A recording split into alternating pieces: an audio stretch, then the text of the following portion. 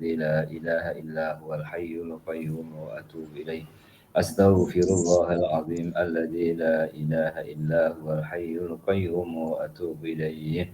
بسم الله الرحمن الرحيم. والله الذي لا إله إلا هو الرحمن الرحيم الملك القدوس السلام المؤمن المهيمن العزيز الجبار المتكبر الخالق البارئ المصور الغفار القهار الوهاب الرزاق الفتاح العليم القابض الباسط الخافض الرافع المعز المذل السميع البصير الحكم العدل اللطيف الخبير الحليم العظيم الغفور الشكور العلي الكبير الحفيظ المقيت الحسيب الجليل الكريم الرقيب المجيب الواسع الحكيم الودود المجيد البائس الشهيد الحق الوكيل القوي المتين الولي الحميد المحصي المبدئ المعيد المحيي المميت الحي القيوم الواجد الماجد الواحد الأحد الصمد القادر المقتدر المقدم المؤخر الأول الآخر الظاهر الباطن الولي المتعالي البر التواب المنتقم العفو الرؤوف ملك الملك ذو الجلال والإكرام المقسط الجامع الغني المغني المؤتي المانع الضار النافع النور الهادي البديع الباقي الوارث الرشيد الصبور الذي لم يلد ولم يولد ولم يكن له كفوا أحد ليس كمثله شيء وهو السميع البصير. بسم الله الرحمن الرحيم. اللهم أنت السلام ومنك السلام وإليك يعود السلام فحينا ربنا بالسلام وادخلنا الجنة دار السلام. تبارك ربنا وتعاليت يا ذا الجلال والإكرام برحمتك يا أرحم الراحمين وسلام على المرسلين والحمد لله رب العالمين. أعوذ بالله من الشيطان الرجيم. بسم الله الرحمن الرحيم. Alhamdulillah wa syukurillah wassalatu wassalamu ala rasulillah amma ba'dah. Jamaah pengajian kitab Riyadhus Shalihin yang berbahagia, Allah subhanahu wa ta'ala mempersiapkan hambanya untuk masuk ke surganya. Surganya sudah diciptakan oleh Allah, jalannya sudah ditunjukkan oleh Allah, dan kita diletakkan oleh Allah Ta'ala di dunia untuk meniti dan mendaki jalan menuju ke surga. Bersama siapakah? Jawabannya bersama Riyadhus Shalihin, bersama orang-orang solih di taman-tamannya orang solih. Inilah tajuk kitab yang kita pelajari, dan pada pagi ini bab sabar kita akan teruskan dan kita akan sambung pada hadis yang ke-7. Sememangnya menghadapi yang kita hadapi, karena berbeza-beza yang dihadapi, perlu kesabaran. Sebenar-benarnya saat kita mengatakan hidup perlu sabar, itu adalah hidup perlu Allah yang memberikan kesabaran. Hidup perlu syukur, sebenarnya hidup perlu Allah yang memberikan rasa syukur. Hanya saja untuk kita mengawali, menasihati diri sendiri, kita katakan dalam diri kita perlunya sebuah kesabaran dalam menghadapi urusan. Dan insya Allah dari ayat Al-Quran juga hadis, dan dalam hadis itu ada nasihat, ada cerita, ada kisah. Dari yang kita pelajari, semoga menjadi inspirasi, menjadi pelajaran yang penuh hikmah untuk kita meniru, mencontoh, dan juga meneladani. Di hadis yang ke-7 di muka surat 62, saya bacakan dulu. Wa an Anasin radhiyallahu anhu qala marran nabiyyu sallallahu alaihi wasallam ala imra'atin tabki indal qabri. Faqala ittaqillaha wasbiri. Faqalat ilaika anni fa innaka lam tusib bi musibati walam ta'rifhu.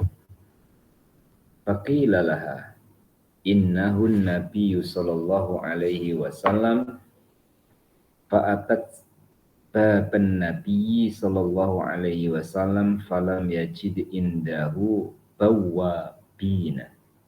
Faqalat lam a'rifka. Faqala innamas sabru indas soddamatil ula. Muttafaqun alaih. Wa fi riwayatin li Muslim tabki ala sobiyillah.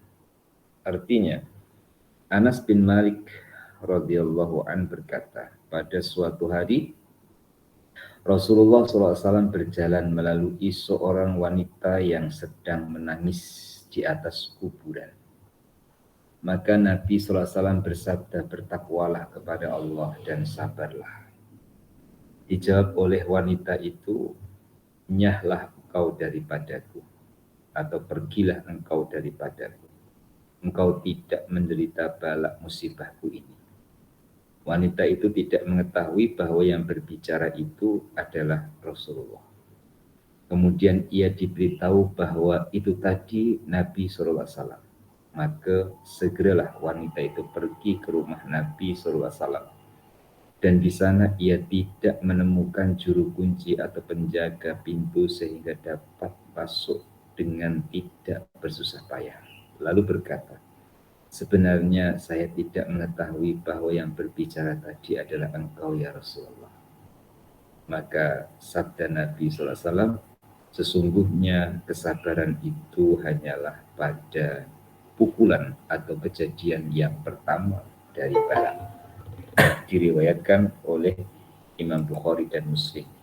Dalam riwayat Imam Muslim, tabki ala sobiyillah, perempuan itu tadi menangisi anaknya yang baru meninggal.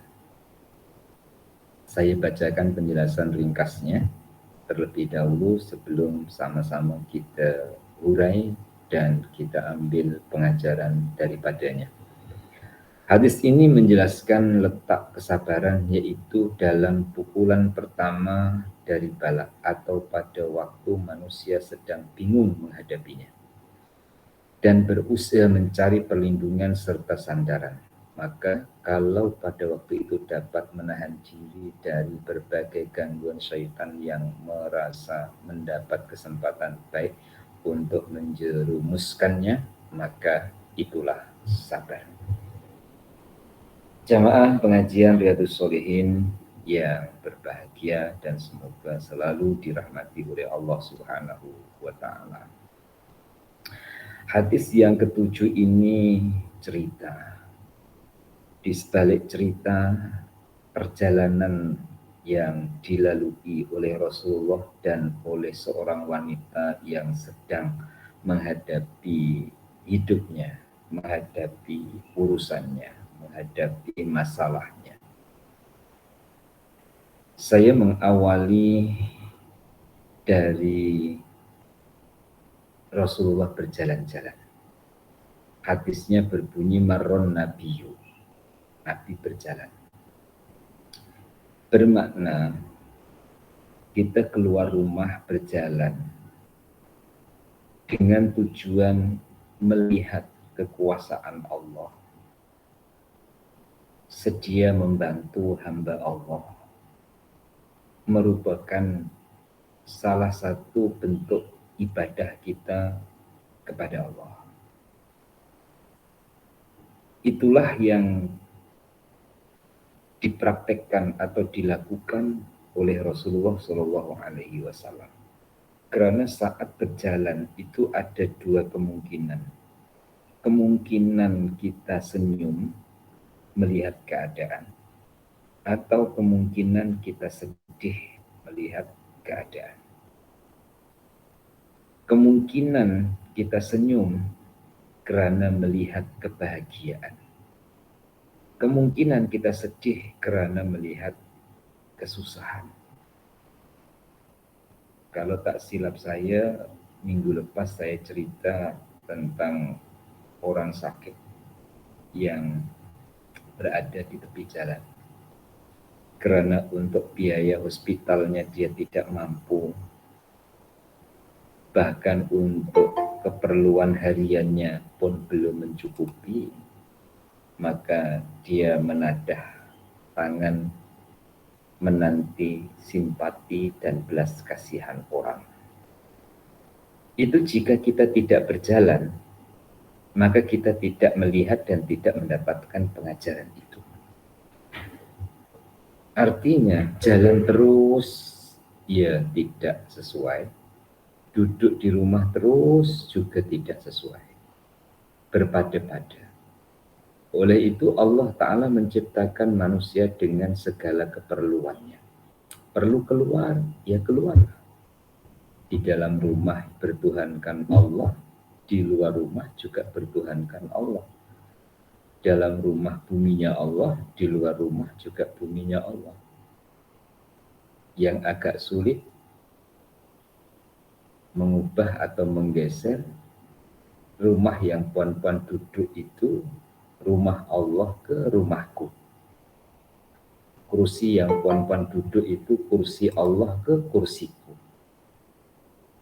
Dalam hubungan kemanusiaan harus dikatakan rumahku, kursiku, almariku, keretaku.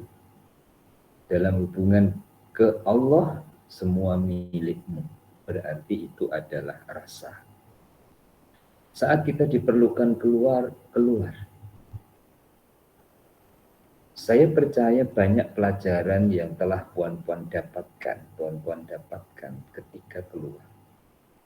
Ada orang keluar tujuannya untuk pergi belanja.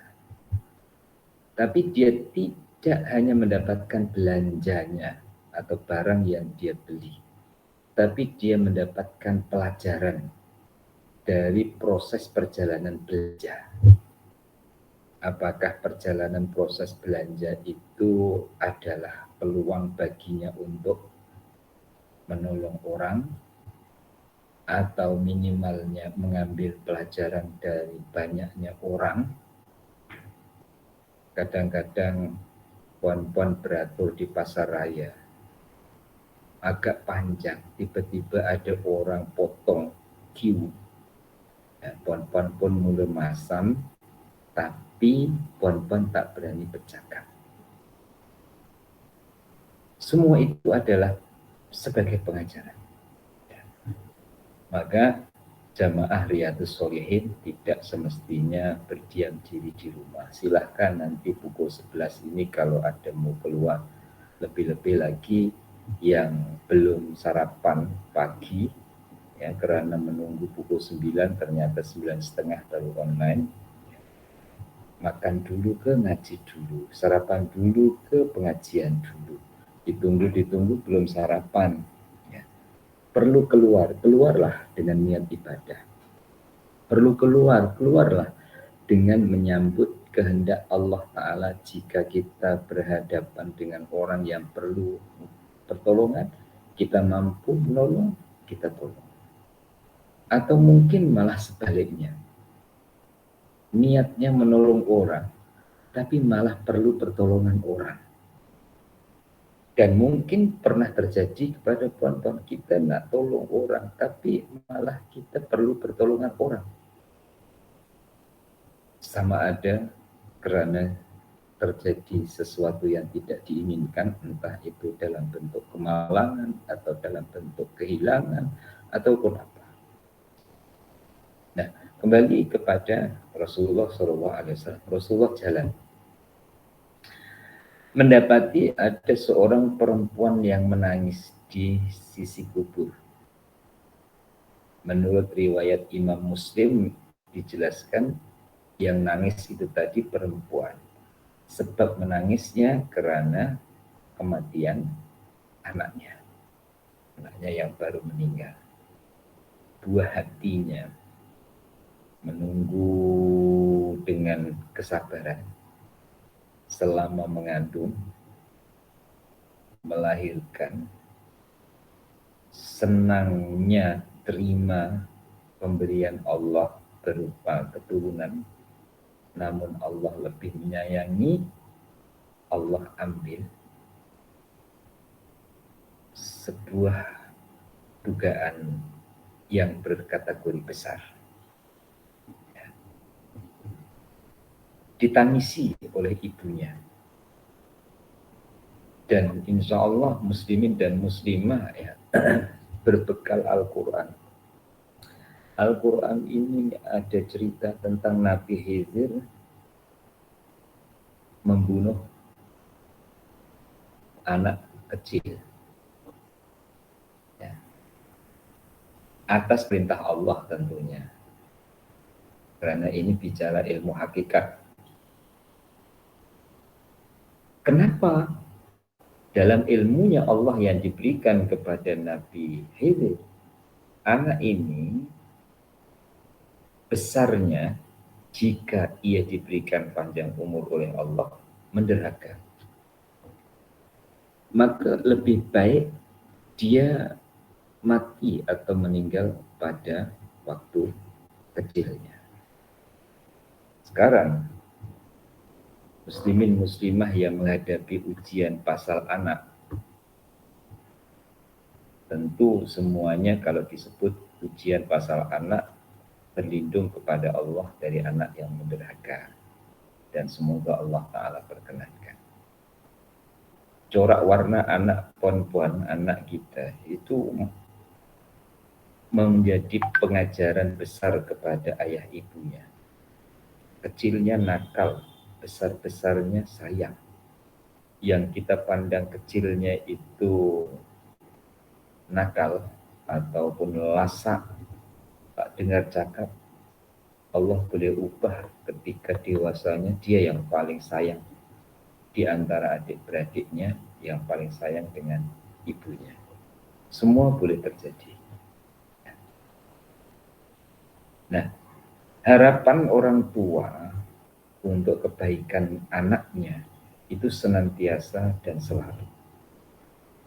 Nah, perempuan yang diceritakan ini anaknya meninggal. Nabi lalu saat perempuan itu menangis di sebelah kubur anaknya. Apa yang disampaikan oleh baginda kepada perempuan tersebut? Dalam bentuk nasihat. Di sebalik nasihatnya adalah sebuah kasih sayang. Buktinya di mana? Nanti kita perhatikan. Dan perhatikan, nasihat Nabi adalah nasihat yang menyimpan kasih sayang. Kata baginda, ittaqillaha wasbiri. Bertakwalah kamu kepada Allah dan sabarlah wahai wanita. Dijawab oleh perempuan tersebut tanpa menoleh dan melihat muka orang yang berbicara. Ilaika anni, pergilah daripadaku. Fa innaka lam tusib bi musibati, kau tak rasa apa yang aku rasa. Mudahnya cakap begitu. Ya. Walan ta'rifu, dan kau tak tahu apa yang aku tahu. Marahkah Rasulullah SAW? Tak marah. Walaupun beliau adalah orang termulia, terhormat,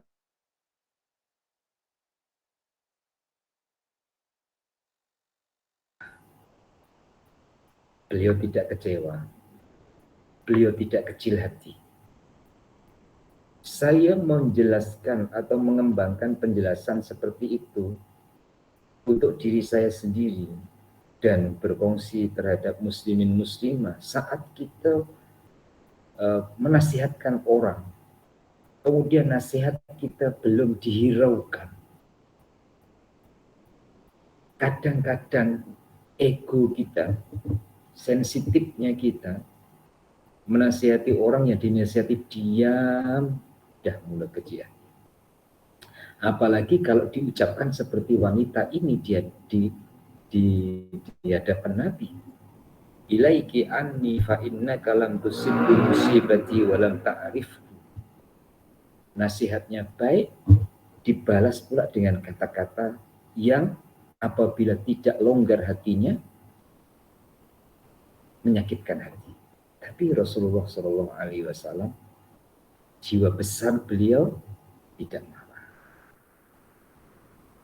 Sebagai tambahan, Rasulullah tidak marah dengan kata-kata itu adalah karena ikhlasnya beliau dalam menasihati. Karena kasihnya beliau terhadap orang yang dinasihati.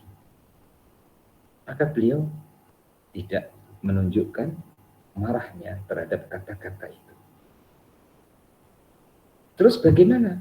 Allah yang bergerak. Bahasa manusia gitu. Allah yang bereaksi.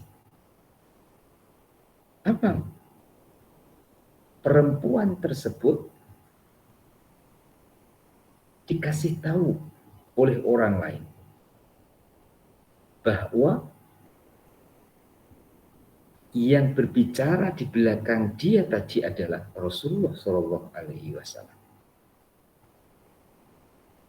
Barulah dia menyadari bahwa yang berbicara adalah orang yang mulia,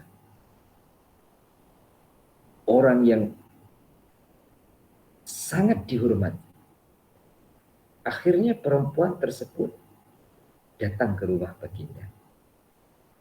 Datangnya ke rumah baginda, baginda itu orang yang nomor satu, bukan nomor satu di depan manusia. Seperti kalau dalam sesebuah kerajaan adalah sultan orang nomor satu. Dalam negara republik, presiden orang yang nomor satu. Itu di hadapan manusia.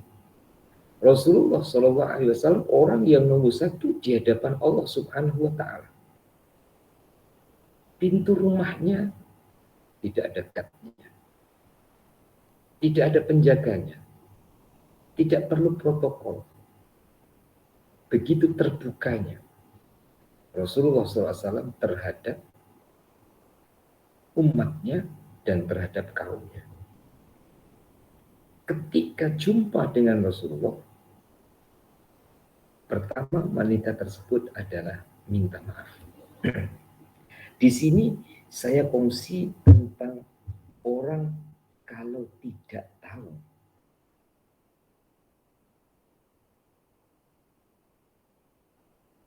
Pasti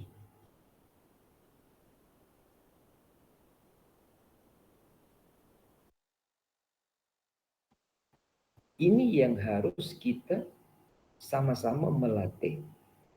Kata orang Jawa, jembar dadanya, luas dada. Ada orang tak suka dengan kita ataupun benci dengan kita. Padahal kita insya Allah buat baik, ya begitu. Kita harus katakan, oh dia belum tahu, maka dia cakap begitu.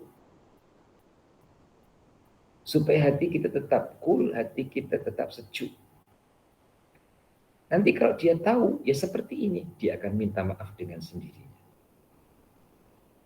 Dan mengatakan, lam a'rifka ya Rasulullah. Mohon maaf saya tak tahu kalau yang bercakap tadi adalah engkau. Setelah dia tahu. Karena fitrah manusia ini suka kepada kebaikan. Di saat tidak tertutupi dengan kedengkian. Pasti suka kebaikan. Enggak ada yang tak suka kebaikan. Kalau masih ada yang tak suka dengan kebaikan adalah karena tertutupi dengan adanya kebencian ataupun kedengkian. Ya. Seperti Abu Jahal, ya terus cerita besar aja.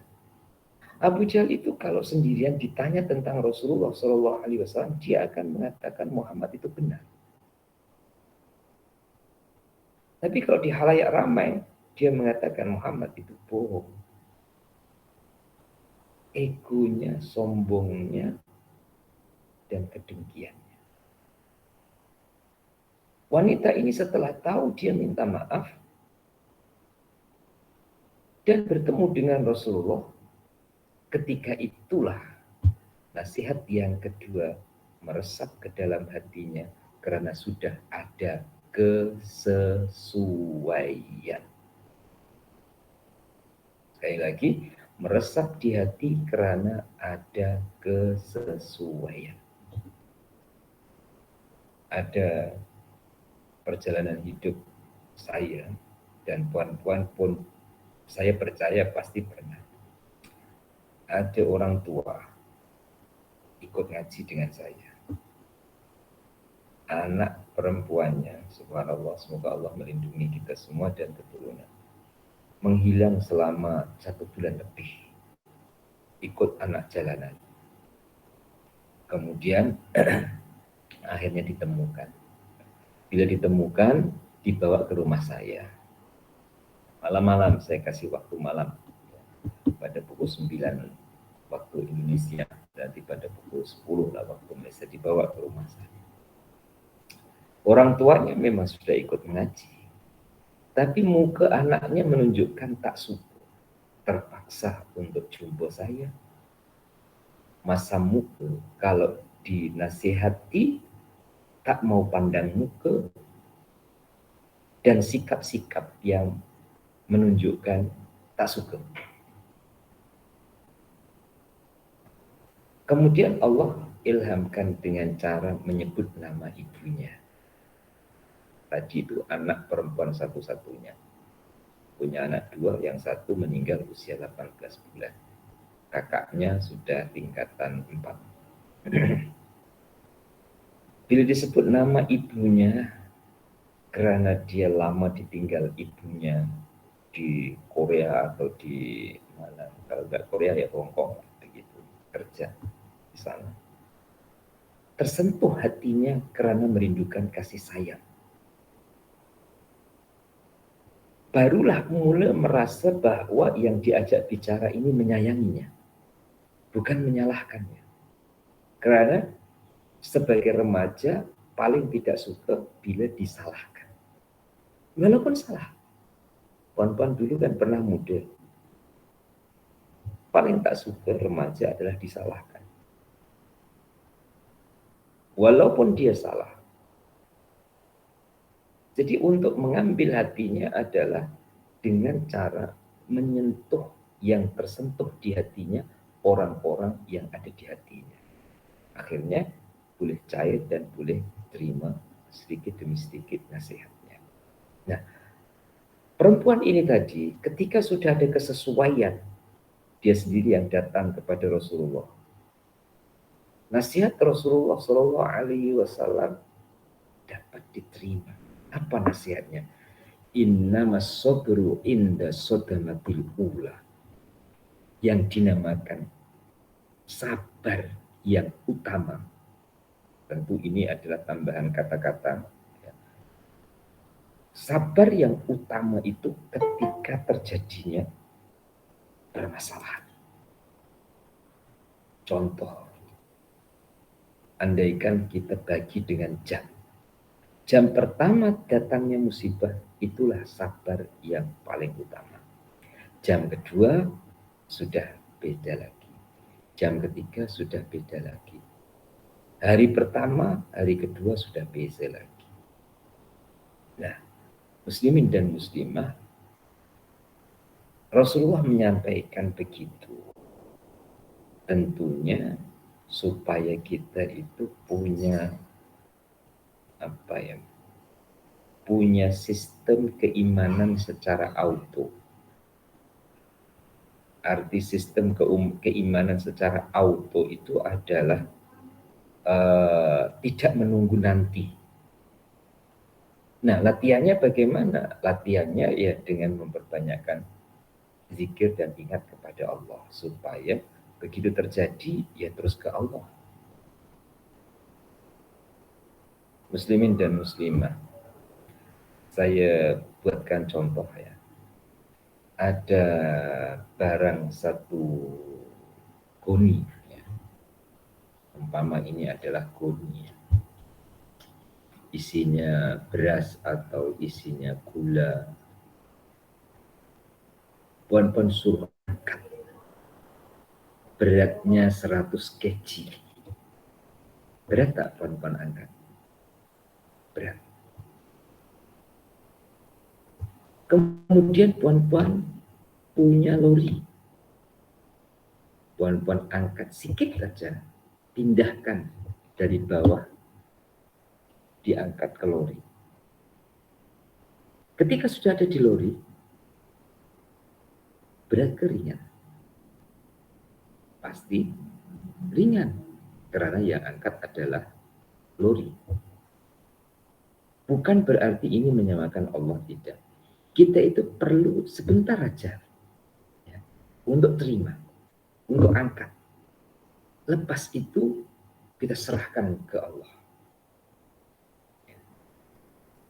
Kemudian kita pandu, lorinya itu kita pandu. Kemana tujuannya? Serahkan ke Allah. Maka sistem keimanan secara auto diawali dengan cara banyaknya zikir kita kepada Allah. Pokoknya semua ciptaan sambungkan ke Allah. Semua keadaan kita latih untuk sambung ke Allah. Hidup akan terasa lebih nikmat. Puan-puan ambil sudu, makan, sambungkan ke Allah. Ambil gelas, tuang air, sambungkan ke Allah. Kita jalan dengan kaki yang boleh langkah kanan dan kiri, sambungkan ke Allah. Akan tambah nikmat hidup kita. Kemudian ketika terjadi sesuatu, asalnya kita akan masam, tapi akhirnya tidak. Contohnya, seseorang itu dengan kekasihnya berjalan-jalan. Dengan kekasihnya berjalan-jalan, tersandung batu, berdarah. Apakah kekasih akan marah dengan kekasihnya yang sama-sama berjalan? Tentu tidak. Ketika dia terjatuh kemudian luka dan berdarah, itulah satu kemesraan kekasih dengan kasihnya.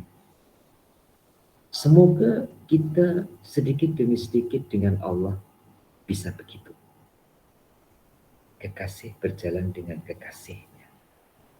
Andaikan tersandung adalah tambah mesra dengan kekasihnya.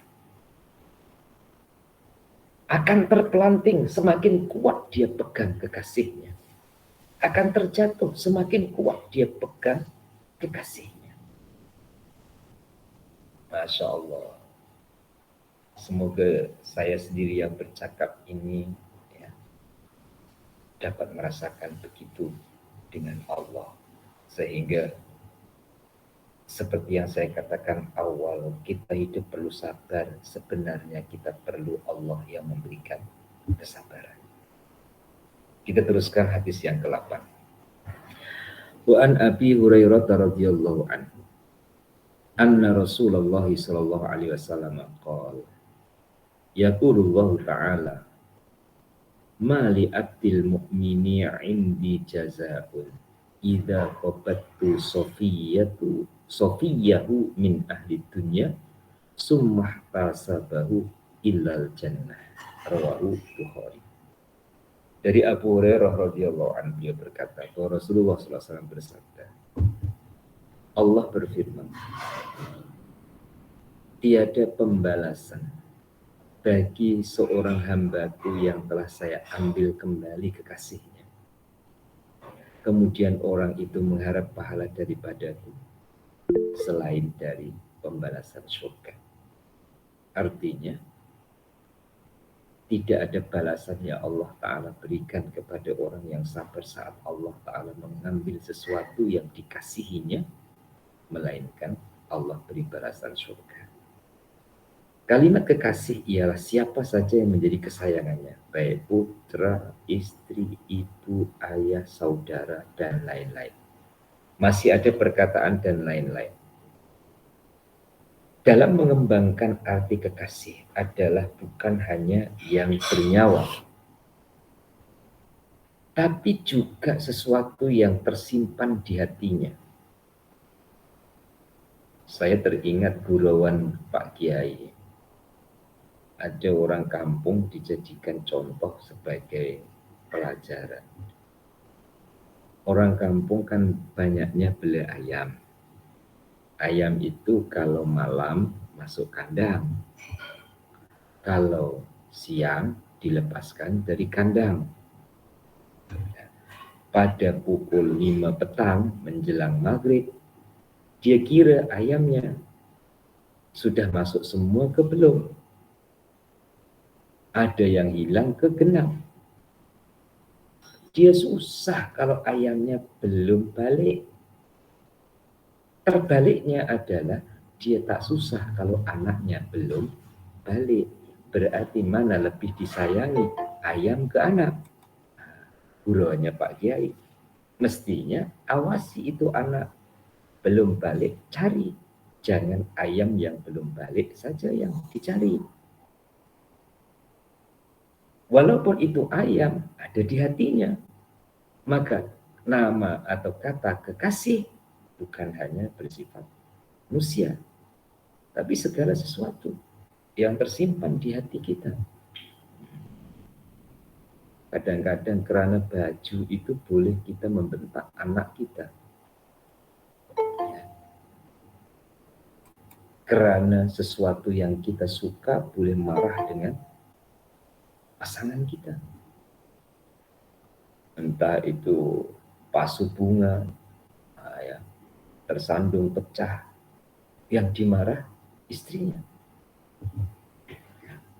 Ataupun layu kerana lupa tak disiram, ya, marah dengan istrinya. Tapi kadang-kadang istrinya layu, tak disiram pun. Jadi arti kekasih adalah lebih umum, ya, lebih umum. Jangan hanya fokus kepada keturunan, tapi juga pada harta dan kekayaan. Allah Ta'ala beri, Allah ambil. Maka dalam pengajian hatiku pernah saya sampaikan dalam bentuk tawaran, ya, walaupun sebenarnya di sebalik tawaran itu manusia tidak ada pilihan, melainkan ya Allah pilihkan. Diberi, kemudian diambil lagi. Dengan tidak diberi, pilih mana? Kalau tidak diberi, berarti tidak pernah merasakan diambil. Kalau diberi, pasti akan merasakan diambil. Seperti orang kehilangan juga.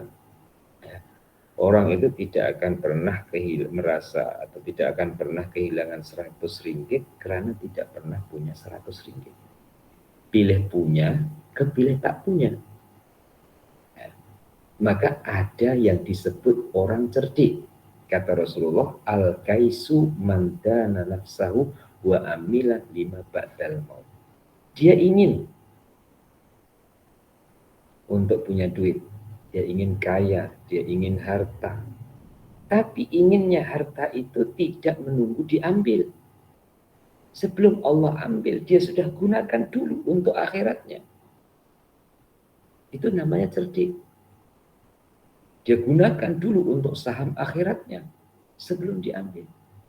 Berapa kali kita, termasuk juga saya, yang kadang-kadang itu menyesal. Daripada ditipu orang, lebih baik saya sedekahkan. Padahal posisi sudah tertipu. Daripada hilang, lebih baik saya sedekahkan fisabilillah. Nah, orang yang cerdik, dia ingin untuk punya banyak, minta ke Allah. Tapi sebelum Allah ambil, dia sudah keluarkan. Dia sudah gunakan. Dan itulah salah satu di antara kelebihan Sayyidina Abu Bakar, sahabat Rasulullah, dan salah satu 10 dari sahabat yang dijamin masuk surga, dan juga bapak mertua Rasulullah. Beliau itu tidak diambil oleh Allah hartanya, tapi beliau itu selalu menggunakan hartanya di jalan Allah. Separuh di waktu malam, separuh di waktu siang. Bisa begitu, bagaimana? Karena tidak tersimpan di hatinya. Kalau kita belum boleh semua, ya latihan sedikit demi sedikit. Kita itu kebanyakan, ya, yang mengaji ini tawakalnya adalah tawakal pedagang, ya, tawakal bekerja. Apa tawakal pedagang atau bekerja? Ya, kita kerja ingin upah, ingin pahala. Enggak apa-apa, yang penting mau kerja daripada tak mau kerja. Maka di saat Allah Ta'ala ambil pemberiannya, idza qabattu sofiyahu, yang dikasihinya, min ahli dunia, dari ahli dunia, dari urusan dunia. Kemudian apakah tidak sedih? Sedih. Hadis ini diperhatikan dan diteliti, orang itu tidak dilarang sedih. Sedih itu sifat manusia. Ya. Yang dibahasakan dalam hadisnya apa? Summah tasabahu. Dalam sedihnya itu dia percaya ada balasan. Dalam sedihnya itu dia percaya ada pahala. Muslimin dan muslimah ya, saya cerita pribadi, tujuan saya bukan untuk bukan untuk saya membanggakan, tidak lah, tapi memuliakan Allah dan menambah yakin dengan Allah. Allah ambil satu, Allah akan pulangkan 10. Ya. Allah ambil 10, Allah akan pulangkan 100. Dan itu saya hubungkan dengan hadis ini supaya kita tetap semangat. Karena ada kalanya orang rela untuk memberi. Tapi ada orang itu tidak akan memberi kalau tidak ada balasannya. Puan-puan, rela keluar 200 ringgit karena untuk beli baju. Puan-puan rela keluar 200 ringgit untuk masuk tabung masjid. Mungkin, bukan tidak mungkin. Tapi akan lebih ringan apabila keluar, kemudian ada sesuatu yang menjadi gantinya. Nah, orang mukmin yang Allah ambil pemberiannya, kemudian dia percaya akan ada gantinya, summah tasabahu. Allah katakan ilal jannah, balasan bagi orang itu adalah surga. Itu terus besar balasan dari Allah Ta'ala. Andaikan kita belum bisa terus mengatakan, sedihku Allah balas surga, rugiku Allah balas surga, belum bisa seperti itu, minimalnya ada 2. 1, kesedihanku semoga menghapuskan dosa. Jangan lupa. Ya, kesedihanku semoga menghapuskan dosa. Kedua, kesusahanku pasti dibantu dan ditolong oleh Allah Subhanahu wa Ta'ala sebagai dasarnya. Dan itu tidak boleh atau tidak bisa direka-reka. Yang bisa seperti itu siapa? Orang-orang yang selalu niat dan buat baik. Contoh dalam hubungan kemanusiaan. Kerajaan mempersiapkan bantuan dan pertolongan kepada rakyatnya. Mulai dari peringkat bawah, peringkat kawasan, zone, ya, sampai kepada peringkat daerah, atau sampai kepada peringkat negeri, itu menyiapkan pertolongan. Contoh saja, puan-puan, setiap kawasan pasti ada balai polis. Puan-puan duduk 18, memang 18 tak ada tempatnya di 16, ataupun di section 15. Bukan hanya itu saja, ada bomba. Kira-kira yang percaya akan ditolong oleh polis yang punya balai di section 15, itu orang baik ke orang jahat? Puan-puan pasti bisa jawab adalah orang baik. Maka orang jahat tak boleh mereka-reka, oh aku nanti dengan kejahatan aku jatuh ataupun aku tertangkap atau apa-apa, nanti polis tolong saya. Bolehkah begitu? tak boleh, bukan tolong saya, tapi boleh tangkap saya. Iya. Ini hukum logika. Jadi orang mukmin adalah orang baik-baik yang Allah ambil darinya. Kemudian dia percaya Allah Ta'ala berikan balasan. Ternyata yang Allah berikan balasan itu adalah yang besar, yaitu surga. Hadis 9. Wa an Aisyah radhiyallahu anha annaha sa'alat Rasulullah sallallahu alaihi wasallam anit ta'un. Fa akhbaruha annahu kana azaban yab'asuhu Allah Ta'ala ala man yasha'u faja'alahu Allah Ta'ala rahmatan lil mu'min. Falaysa min abdin yaqa'u fit ta'uni fayamkusu fi baladi sabiran muhtasiban ya'lamu annahu la yusibu illa ma katabahullah illa ma kataballahu lah illa kana lahu mislu ajri syahid. Rawahu Bukhari. Yang artinya dari Sayyidatina Aisyah bertanya kepada Rasulullah SAW tentang hal wabah penyakit kulit atau kolera kalau dalam bahasa kitab yang sama dengan saya ini. Maka diberitahu oleh Rasulullah SAW bahwa wabah taun yaitu suatu siksa Allah yang dikirim kepada siapa saja yang dikehendakinya. Tetapi Allah menjadikannya sebagai rahmat bagi hambanya yang beriman.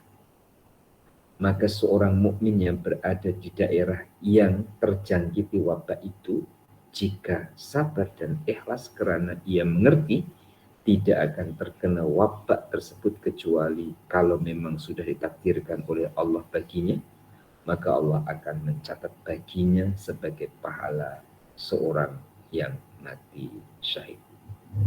Diriwayatkan oleh Imam Bukhari. Saya bacakan dulu penjelasan di bawahnya. Pengertian hadis ini, seorang yang telah berada dalam daerah wabah tidak boleh melarikan diri keluar daerah.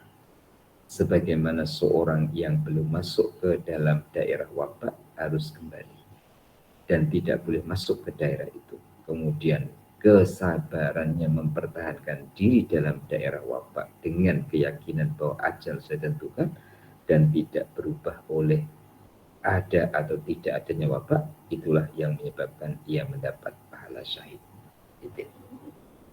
Tentu dalam masa membaca ataupun dalam masa mendengar puan-puan terlintas COVID-19. Ya. Bagaimana Allah berkehendak. Di sebalik Allah Ta'ala berkehendak, Allah Ta'ala menggerakkan hamba-hamba yang menerjemahkan kehendak Allah.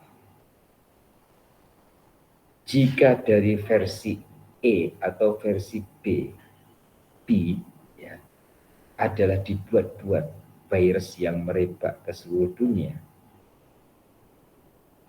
Dengar dengan telinga, jangan turun ke hatinya. Di hatinya tetap ke Allahnya. Di hatinya tetap ke Allahnya. Sehingga harus ada karantina. Tidak boleh lintas negeri. Dan peraturan-peraturan pemerintah lainnya. Ternyata itulah caranya. Bagi orang yang beriman, dalam menghadapi situasi atau keadaan yang seperti itu,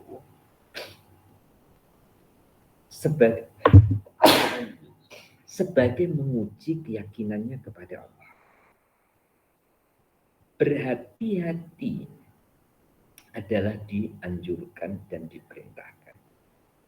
Tapi keterlaluan dalam berhati-hati sehingga seakan-akan tidak ada Tuhan. Ini yang membahayakan keyakinan dan keimanan. Ya. Sekali lagi, berhati-hati dianjurkan dan diperintahkan. Tapi keterlaluan dalam berhati-hati seakan-akan tidak ada Tuhan, ini yang membahayakan. lebih membahayakan itu daripada penyakitnya. Lebih membahayakan penyakit keyakinan daripada wabak penyakit taun. Lebih membahayakan penyakit tauhid, yakni keyakinan dan keimanan dibandingkan dengan COVID-19. Maka Rasulullah SAW menghabarkan tentang orang-orang yang beriman menghadapi wabak adalah rahmat Allah. Kalau dan semoga menghadapi wabak atau menghadapi masalah itu adalah rahmat Allah. Siapa yang tidak ingin mendapat rahmat Allah? Dari kalangan orang-orang yang beriman, maksud saya. Semua ingin. Doa puan-puan ingin untuk dirahmati oleh Allah. Rabbi firli warhamni wajburni warfa'ni warzuqni wahdini wa'afini wa'afu'ani. Salah satu dari 8 doa ketika kita sholat duduk di antara 2 sujud, minta rahmat dari Allah. Bahkan kita memuji Allah dengan pujian ya arhamar rahimin. Wahai Allah yang paling merahmati, paling mengasihi di antara yang kasih. Jadi semoga kita selalu ingat bahwa kejadian-kejadian kita, kejadian yang kita hadapi atau yang menimpa kita itu adalah rahmat Allah. Dengan catatan, ayo pertahankan dan kuatkan iman kita. Nanti akan merasakan apa yang kita hadapi adalah rahmatnya. Yang kita hadapi adalah kasih sayangnya. Selain ketenangan di hatinya, Allah beri ganjaran, beri pahala seperti orang yang mati syahid di medan pertempuran. Berarti jika ditarik kesimpulan, kesabaran itu boleh menjadi jalan untuk mendapatkan pahala seperti orang yang mati syahid. Ke-10. Wan Anasin radhiyallahu anhu qala sami'tu Rasulullah sallallahu alaihi wasallam yaqul innallaha azza wa jalla qala idza talaitu abdi bi habibataihi fasabara awwattuhu minhumal jannata yuridu aifaihi, yang artinya dari sahabat Anas radhiyallahu anhu, beliau berkata, saya telah mendengar Rasulullah bersabda bahwa Allah telah berfirman dalam hadis qudsi, kata Allah, apabila saya menguji seorang hambaku dengan buta kedua matanya, kemudian ia sabar, maka saya akan menggantikannya dengan surga. Muslimin muslimah yang kitabnya sama dengan kitab saya, tambah makna yang tertinggal. Ya, tambah makna yang tertinggal. Tapi kalau ada yang kitabnya tidak sama dengan kitab yang saya pegang ini, mungkin maknanya sudah betul. Saya berikan makna secara lafzinya, supaya antara arti yang berbahasa Melayu dengan Arabnya peli atau selari.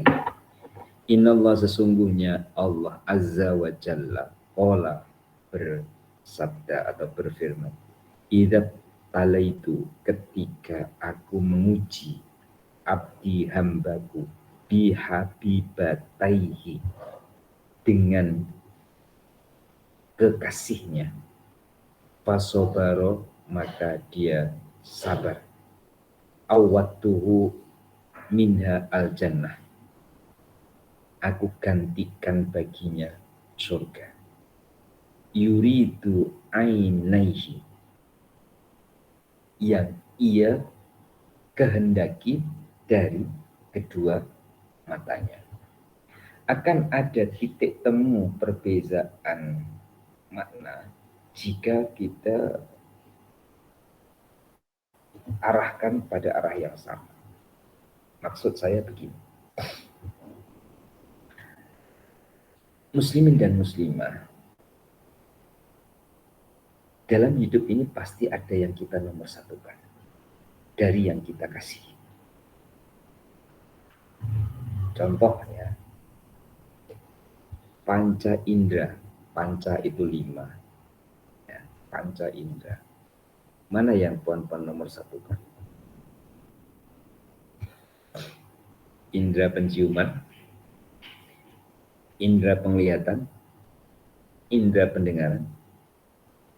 Pasti puan-puan tidak akan bisa mengatakan yang saya nomor satukan mata, atau yang saya nomor satukan telinga, atau yang saya nomor satukan adalah hidung atau indera penciuman. Tidak, semuanya penting. Ya, semuanya penting. Semuanya terhubung dan terkait. Begitulah kita harus bisa menghubung dan mengkaitkan dengan Allah dalam semua urusan. Sebenarnya semuanya penting. Nggak ada yang tidak penting. Hanya manusianya saja dengan teorinya atau dengan akalnya ini besar, ini kecil. Sebenarnya yang kecil itu bisa jadi besar, besar pula bisa jadi kecil. Maksudnya saat-saat tertentu kita memerlukan, pasti yang kita perlukan terasa besar. Saat kita tidak merasa perlu, maka kecil. Tanyakan dalam diri kita, adakah waktu yang kita tidak merasa perlu dengan Allah, sehingga Allah terasa kecil? Atau setiap waktu kita perlu dengan Allah, sehingga kita akan rasa Allah itu besar, yakni maha besar? Jawabannya ada pada diri puan-puan masing-masing.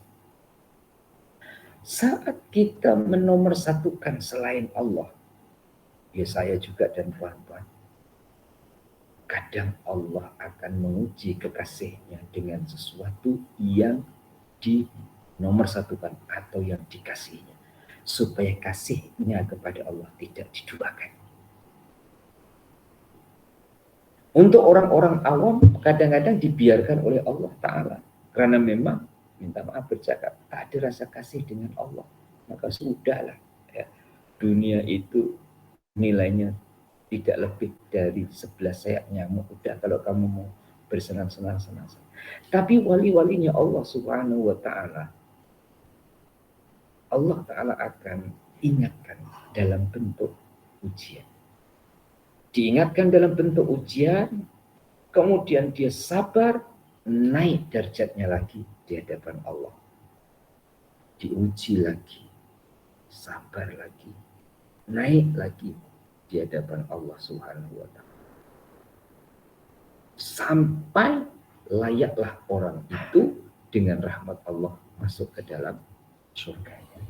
Nah, itu kita cari titik persamaannya.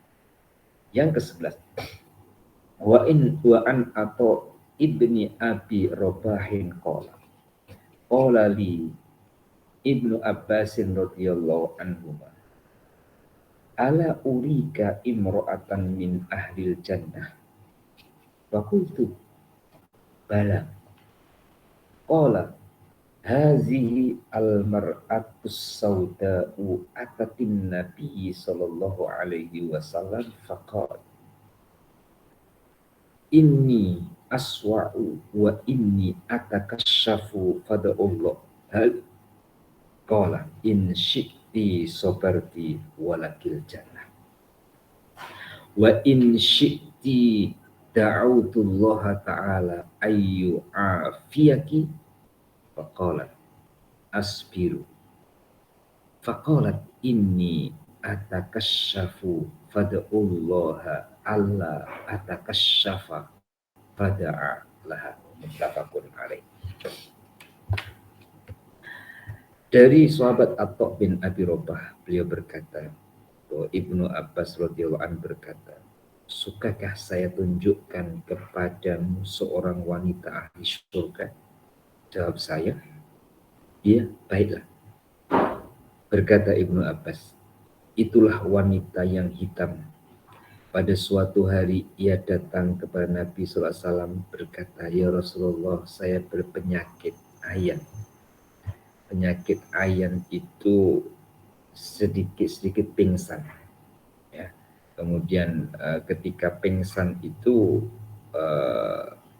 kadang didahului dengan hilang akal, bercakap sendiri. Itu ayat. Hingga terbuka aurat saya. Maka doakanlah kepada Allah untuk saya. Orang itu mengadu, perempuan tersebut mengadu kepada Rasulullah, dia berpenyakit. Minta kepada Rasulullah mendoakan. Jawab Rasulullah, satu, jika kau sabar, kau akan mendapat surga. Dan jika kau tetap minta saya doakan, saya pun tidak keberatan. Jawab wanita itu, saya akan sabar, tapi doakan supaya tidak sampai terbuka aurat saya. Titik. Saya bacakan dulu penjelasannya, nanti kita teruskan dengan huraian. Hadis ini menegaskan bahwa minta doa dan tawassul pada Rasulullah adalah sesuatu yang wajar. Tidak sesuatu larangan pun, kecuali dari mereka orang-orang yang merasa dirinya jauh lebih bersih iman dari sahabat-sahabat Nabi SAW yang sudah terjamin surga mereka. Dalam keterangan Rasulullah SAW, maka nyata sekali kebodohan orang yang melarang minta doa kepada seorang solih yang bertakwa. Hadisnya kategorinya pendek, ya, agak pendek, tapi pengajarannya saya bagi kepada dua pengajaran daripadanya. Yang pertama, tanda-tanda ahli surga itu dapat diketahui di dunia. Ya, tanda-tanda ahli surga. Kemudian nanti puan-puan bercermin, bukan bercermin muka, bercermin hati. Apakah tanda-tanda ahli surga itu ada pada kita? Apakah tanda-tanda ahli surga itu ada pada diri kita? Kita raba dalam diri kita. Dan semoga saya doakan, ya, dan puan-puan doakan saya juga, ada tanda-tanda ahli surga untuk saya dan untuk puan-puan. Minimalnya kita bertemu siang ini untuk mengaji adalah tanda-tanda ahli surga. Jadi tanda-tanda ahli surga itu dapat dilihat saat berada di dunia. Maka oleh Ibnu Abbas berani untuk menyatakan, ya, ala urika imro'atan min ahlil jannah. Maukah kamu aku tunjukkan seorang ahli surga? Nah, itu orang yang diceritakan masih hidup. Kemudian dijawab, bala, ya. Oleh Ibnu Abbas menceritakan almar'atus sauda, perempuan berkulit hitam. Orang kulit hitam, atanukin Nabi, datang. Orang perempuan itu datang kepada Nabi. Dan matur ataupun berkata kepada Nabi, mengadu, saya itu sedang sakit. Sakit saya menyebabkan kalau kambuh ataupun kalau datang sakit saya sampai tidak sedar kalau aurat saya terbuka. Tolong doakan saya. Rasulullah memberi tawaran dua. Satu tawaran, jika kamu sabar, insyikti sobarti walakil jannah. Jika kau sabar, bagimu adalah surga. Ini Rasulullah mengajar tentang redho. Ya, karena sabar dengan redho itu berdekatan. Sebelum saya teruskan, coba saya lemparkan kepada puan-puan dengan bentuk pertanyaan. Apakah Allah tidak tahu kalau kita sedang susah? Pasti puan-puan jawab tanpa suara, Allah tahu kalau aku sedang susah. Pertanyaan kedua, apakah Allah tidak tahu bagaimana cara mengubah kita susah menjadi gembira? Puan-puan pasti jawab, Allah tahu. Nah, saat kita susah kemudian sabar sampai peringkat redho karena kita tidak mau, ya, Allah Ta'ala tidak pandang kita dengan pandangan rahmatnya. Allah menghendaki umpama, kemudian kita tak menghendaki. Dengan Allah menghendaki kemudian kita terima, itu sudah kehendak Allah, saya terima. Pasti yang nomor 2 itu yang membuahkan redhonya Allah Subhanahu wa Ta'ala. Maka Nabi kata, in syi'ti sobarti walakil jannah. Keadaan yang telah Allah Ta'ala tentukan bagimu itu kamu terima, kamu sabar, pahalamu adalah surga. Rasulullah memberi opsi, memberi tawaran yang kedua. Karena iman seseorang itu berbeza-beza. Tawaran yang kedua kata baginda, wa in syi'ti da'autullah ta'ala ayu afiyaki. Kalau kamu tetap minta saya doakan, saya pun tidak keberatan. Nah, inilah salah satu dalil bertawassul. Bahwa orang itu boleh minta ke orang lain mendoakan. Dan Rasulullah pun jika diminta untuk mendoakan, Rasulullah tidak keberatan. Sebagai penyemangat untuk kita bersama, doa kita, doa baik kita untuk orang lain, hakikatnya adalah kembali kepada diri kita sendiri. Rasulullah doakan juga. Kalau memang dikehendaki. Ternyata wanita hitam itu tadi memilih ini atakasyafu fatullah Allah atakasyafa fata'ala. Saya akan sabar. Tapi doakan supaya tidak sampai aurat saya terbuka. Di sini mengandungi arti saya sakit, saya redho. Tapi doakan jangan sampai sakit saya itu jadi melanggar syariatnya Allah. Karena terbuka aurat itu kan melanggar syariat. Jangan saya sampai menderaka kepada Allah. Itulah yang dimaksudkan oleh Ibnu Abbas ciri-ciri tanda-tanda ahli surga. Kalau saya tarik kesimpulan untuk kita jadikan pelajaran bersama, salah satu tanda-tanda ahli surga adalah yang redho dan sabar dengan ketentuan-ketentuan Allah. Kemudian kita bagaimana dengan hadis ini? Apakah kita berdoa atau tak payah berdoa? Oh, saya redho, tak ya saya berdoa.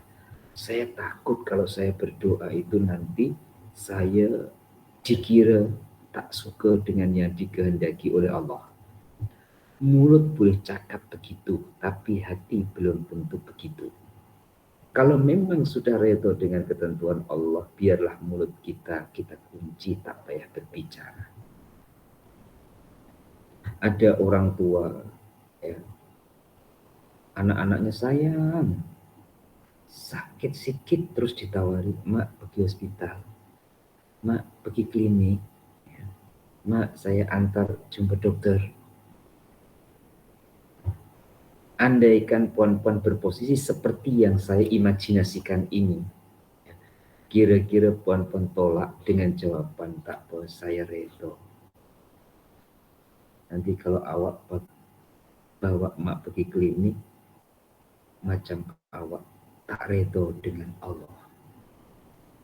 Jangan terlalu tinggi bicara di depan anak-anak. Anak-anak bawa, okelah ikut. Tapi hatinya tetap ke Allah. Casingnya saja, raganya saja, badannya saja. Hatinya tetap ke Allah. Harus minum obat, ya minum. Harus tensi darahnya untuk tahu tekanan darah, ya buat. Tak payah cakap, tak payah. Semua sudah saya serahkan ke Allah. Kita di tengah-tengah. Walaupun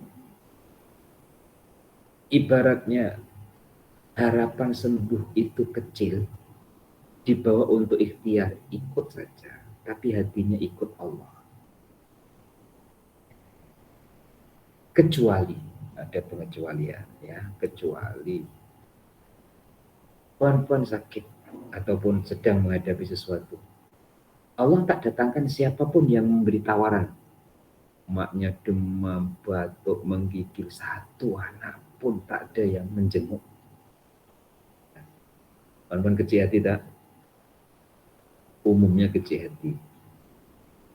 Ketika kecil hati, ilmunya harus datang.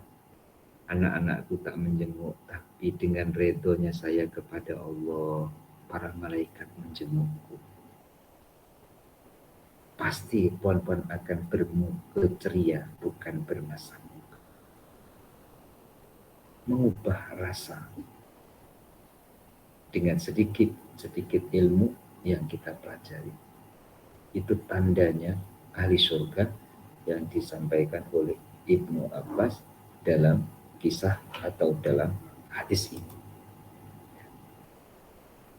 Yang ke-12.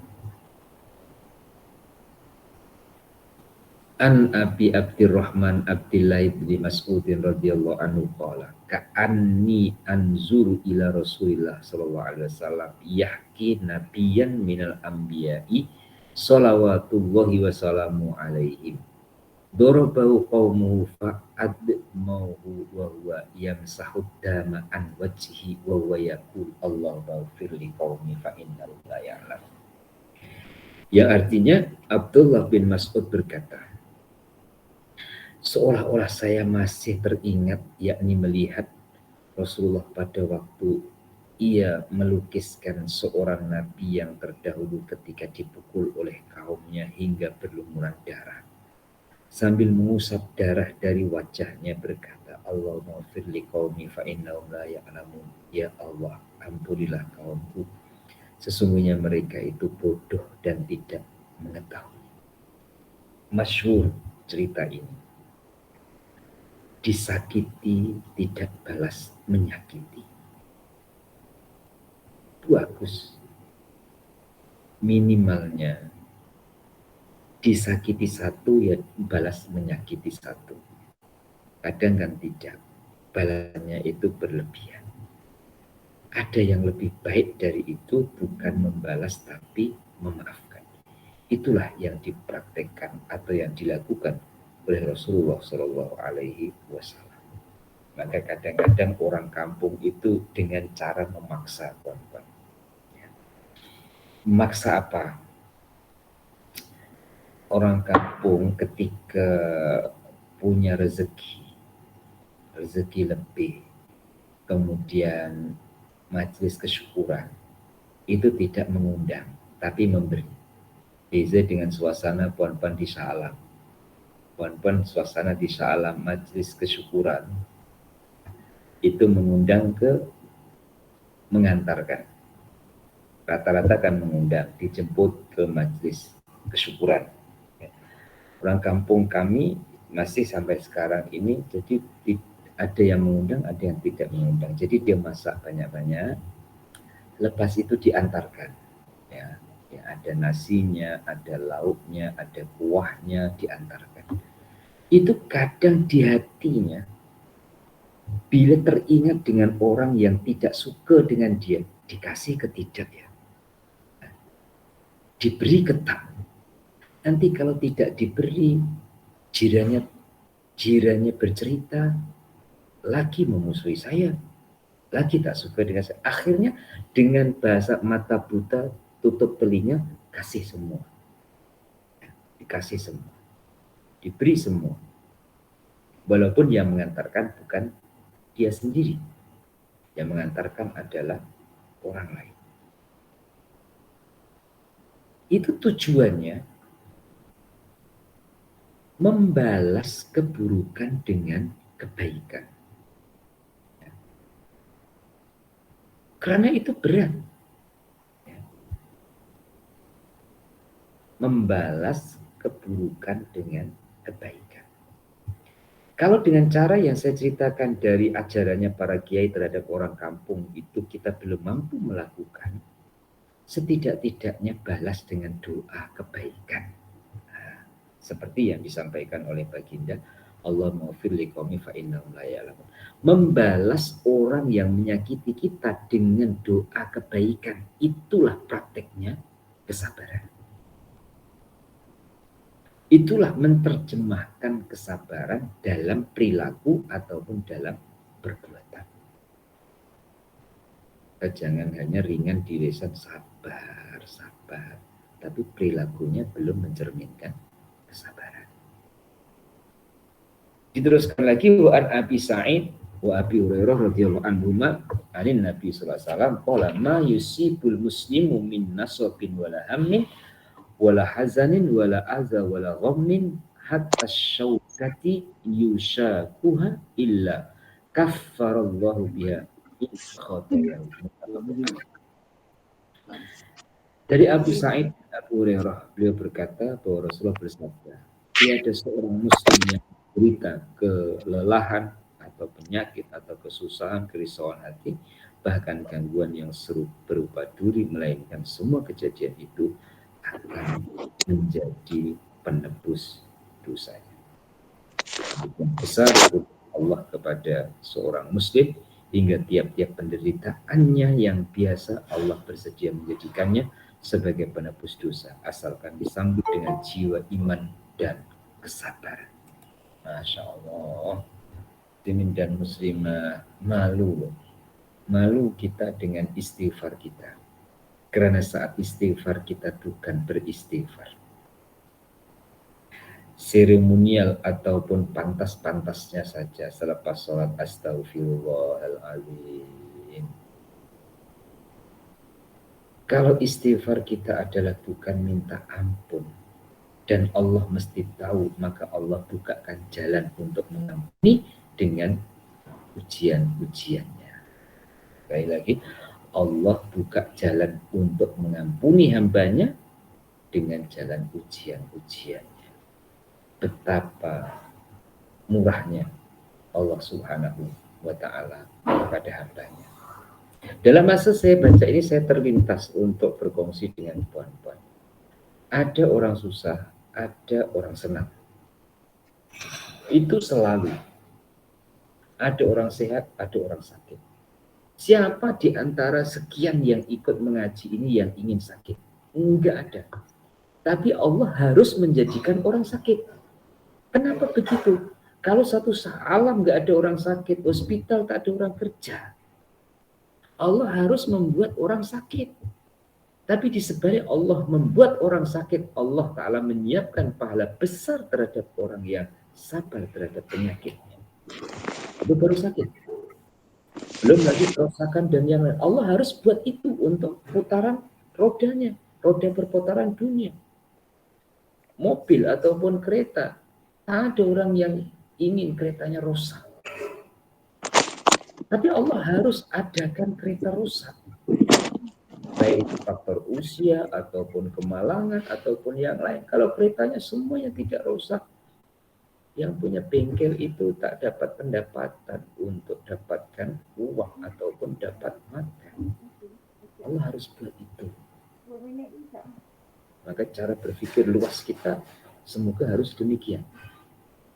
Tapi Allah harus buat begitu. Allah Ta'ala juga siapkan orang-orang yang beriman yang harus dibuat oleh Allah Ta'ala begitu. Semoga sabar Ya, saya katakan bukan jika, karena kembali ke diri kita sendiri. Semoga sabar, Allah siapkan pahalanya surga.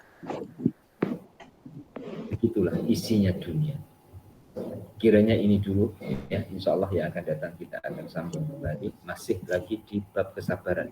Ada satu hadis, ya, dalam bab atau pasal kesabaran ini, dan kita baru hadis yang ke-13. Insya Allah yang akan datang kita akan sambung pada hadis 14. Cukup ini terlebih dahulu, kurang lebihnya minta maaf, dan kita akhiri bersama dengan baca doa. Bismillahirrahmanirrahim. Allahumma salli wa sallim ala sayyidina Muhammad wa ala ali sayyidina Muhammad. Alhamdulillahirabbil alamin. Allahumma rizqna ilman nafi'a wa amalan sholihan maqbula wa rizqan halalan thayyiban wasi'an mubarakan. Allahumma hdina binurika ilaika wa aqimna bisidqi ubudiyyati baina yadayka wa 'allimna min ilmikal mahzun wa sunna bisirri ismikal masun. Rabbana atina min ladunka rahmah wa hayyi' lana min amrina rasyada. Rabbana atina min ladunka dzurriyyatan thayyibah innaka sami'ud du'a. Rabbana atina fid dunya hasanah wa fil akhirati hasanah wa qina adzabannar. Wa sallallahu ala sayyidina Muhammad wa ala alihi wa sahbihi wa sallam. Walhamdulillahi rabbil alamin. Taqabbalallahu minkum inna wa minkum taqabbal ya karim. Kurang lebih minta maaf. Diakhiri hadanallahu wa iyyakum ajmain. Assalamualaikum warahmatullahi wabarakatuh.